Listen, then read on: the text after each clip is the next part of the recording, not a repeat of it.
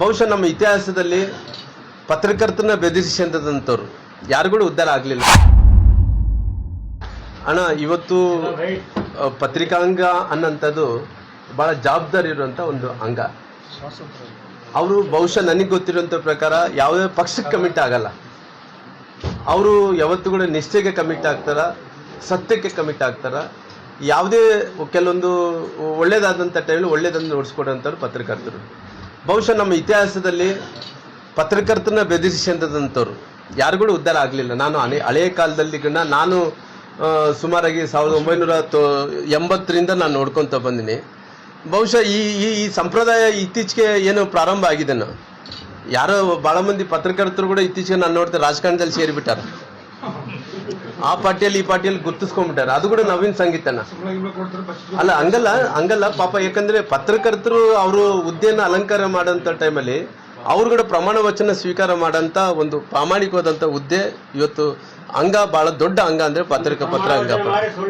ಹಂಗಾಗಿ ಇವತ್ತು ಪರಿಸ್ಥಿತಿ ಏನಾಗಿದೆ ಅಂತ ಹೇಳಿದ್ರೆ, ಇವತ್ತು ಕೆಲವು ಮಂದಿನ ನಾನು ವಾಟ್ಸಪ್ ಫೇಸ್ಬುಕ್ ಅಲ್ಲಿ ನೋಡೋಂಥ ಟೈಮಲ್ಲಿ ಅವರು ಇವರು ಅಂತ ಹೇಳ್ಕೊಂಡು ಹೋಗ್ತಾರೆ. ಹಂಗೇನು ಬೇಡ. ನನಗೆ ಬಹಳ ನವೀನ ಸಂಗೀತ ಏನಂದ್ರೆ, ಮೊನ್ನೆ ನಮ್ಮ ಯಾರೋ ಸಂಜಯವಾಣಿ ಮಲ್ಲಯ್ಯ ಮೋಕ ಮಲ್ಲಯ್ಯ ನಮ್ಮೇಲೆ ಕೂಡ ಸಿಟ್ಟಾತ. ಯಾವತ್ತು ನಮ್ಮನ್ನ ಇಲ್ಲಿ ಬಂದ ತಕ್ಷಣ ಕುರ್ಚಿ ಹಾಕ್ಯಾರೇನ್ರ, ಏನ್ ಹಾಕಿ ನೀವು ಏನು ಟೀ ಕೊಡ್ತಿರ್ಲಿಲ್ಲ ಅಂದ್ರೆ ಬೆದರಿಸದ ಆತ ಕೂಡ. ನಾನು ಯಾವತ್ತು ಕೂಡ ಮಲ್ಲಯ್ಯನ ಯಾವತ್ತು ಕೂಡ ನಮ್ಮ ಮೋಕ ಮಲ್ಲ ಅಂದ್ರೆ ಮುಂಚೆ ಸಂಜೆ ಮಲ್ಲಯ್ಯ ಅಂತಿದ್ದೆ.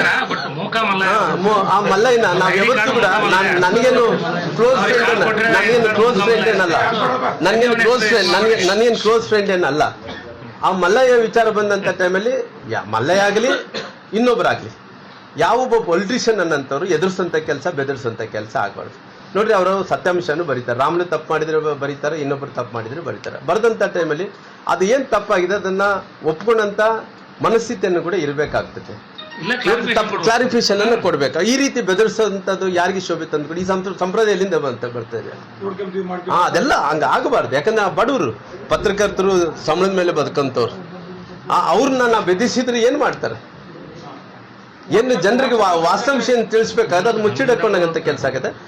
ಈ ರೀತಿ ಮಾಡಂತ ರಾಜಕಾರಣಿಗಳಿಗೆ ಅದು ಶೋಭೆ ತರಂತದಲ್ಲ.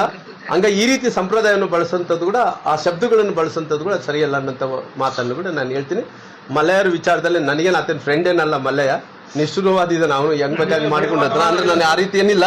ಆದ್ರೆ ಕೂಡ ಈ ರೀತಿ ಮಲ್ಲಯ್ಯನ ಅಂತಲ್ಲ ಯಾರಿಗೂ ಕೂಡ ಮಾಡಬಾರ್ದು, ಯಾವೊಬ್ಬ ರಾಜಕಾರಣಿಗಳು ಕೂಡ ಮಾಡಬಾರ್ದು ಈ ರೀತಿ. ಇಲ್ಲ, ಮಲ್ಲಯ್ಯರಿಗೆ ಇವತ್ತು ಕಾನೂನು ಬಹಳ ಬಿಗಿಯಾಗಿದೆ. ಒಳ್ಳೆ SP ಗಳಿದಾರ, ಒಳ್ಳೆ ಅಧಿಕಾರಿಗಳಿದಾರ, ಒಳ್ಳೆ ಇವತ್ತು ಸಿಸ್ಟಮ್ ಗಟ್ಟಿ ಆಗಿದೆ. ಮುಂಚೆ ಹಳೆಯ ಕಾಲದಲ್ಲಾದ್ರೆ ಆ ಸಿಸ್ಟಮ್ ನಡೀತಿದ್ದಿಲ್ಲ. ಇವಾಗ ಸಿಸ್ಟಮ್ ಗಟ್ಟಿ ಇರೋ ಕಾರಣ ಯಾರು ಎದುರೋದು ಏನು ಬೇಕಾಗಿಲ್ಲ.